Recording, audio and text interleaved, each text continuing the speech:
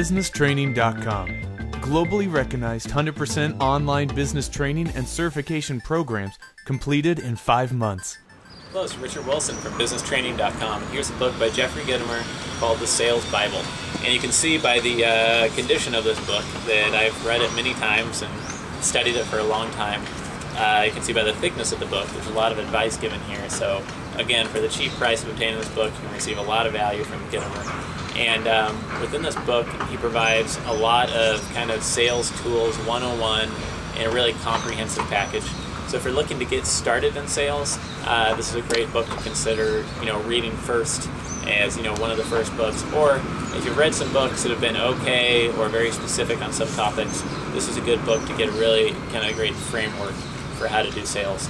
So what I'm going to do today is just cover 3 parts of this book, just to show you some of the valuable things you can get within it, and just some quick takeaways that might, convince you to either buy the book or not buy the book if you don't need this type of advice. So the first thing I'm going to go over is, why salespeople fail. And I think that this is really important, because if you identify that you're doing some of these things, then perhaps you could, stop doing them or do less of them, and just identify them as maybe things that are slowing you down in your success. Page 30 in the book is where it talks about why people fail, and it talks about, there's a little survey here you can take for yourself about, do I watch the news for about an hour every day? Do I read the paper every day? Do I read news magazines every week? Do I think my job is a drag? Do I sometimes have a bad day all day? Do I get angry for more than an hour? Do I talk to negative people? Do I look to blame others? When something goes wrong, do I tell a bunch of other people about it? Do I get angry at other people for more than half a day at a time? Do I expect and plan for the worst? Do I bring personal problems to work and discuss them? These are all things that drag you down. They're anchors to your success. They're like an anchor dragging behind you, slowing you down towards your goals. And so you really want to cut that off, get rid of all those things to improve your career. And I think the reason why he puts I watch the news for about an hour every day first is because that is the most common thing I see people do that is just absolutely worthless towards their success, is watching the news, even the international news. Most of it you can be caught up on through an RSS or an email newsletter, and within 15 seconds of scanning the email, you can see, okay, something horrible happened in Haiti, maybe we should donate some money to help them out. You can still care about world events without investing so much of your time, of your life, in a worthless service, in my opinion. Most of news is about trying to get your attention through making something extreme or focusing on the extreme.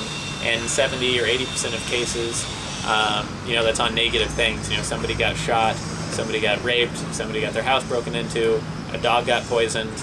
All things that aren't helping you in your sales, they aren't helping you become a better person, they're not putting positive thoughts in your head. If you think about it, if you spent 1 hour every day reading books like the Sales Bible, instead of listening to a news anchor, talk up some stories, and their job is to find stories every day and try to make them exciting or very dramatic, instead make a dramatic increase in the time you invest in yourself.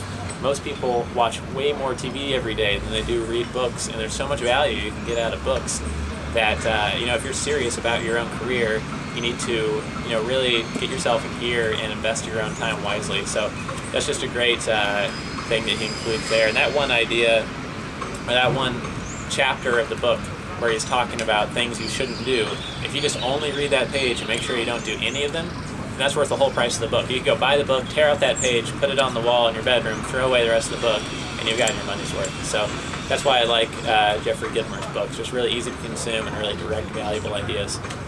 So another idea in here is actually, on the flip side, instead of what not to do, is what to do. And if you're following along in your book, it's on page 315. And here he talks about the pipeline of success. And here he talks about 12.5 things you can do to become more successful in sales. So I'm just going to read through these real quick so you can see the type of advice he gives. 1, your attitude. 2, your goals. 3, your networking. 4, your power questions. 5, your power statements. And he goes into both of what those are in this book. 6, your sales tools. 7, your sales knowledge. 8, your preparedness. 9, your follow-up. 10, your sales numbers. 11, your prospect pipeline. 12, your commitment. And 12.5, your self-discipline. And Jeffrey Gitomer is really big on self-discipline. It's what has made him really successful. So that's a really good tip if he puts in here. You'll notice in lots of his lists he'll have a 0.5 at the end, a 12.5 list. Usually that 0.5 is more important than anything else that's on the list, so that's something else to remember while reading his books.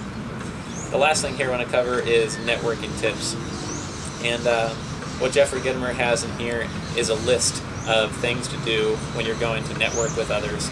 And it's really helpful because what he has is a whole series of things you can do before you go to a networking event, when you're at a networking event, and after a networking event that you might not think of could help you get a lot more value. Some networking events are free. Oftentimes you have to pay $20, $100, maybe even $1,000 if it's a networking seminar.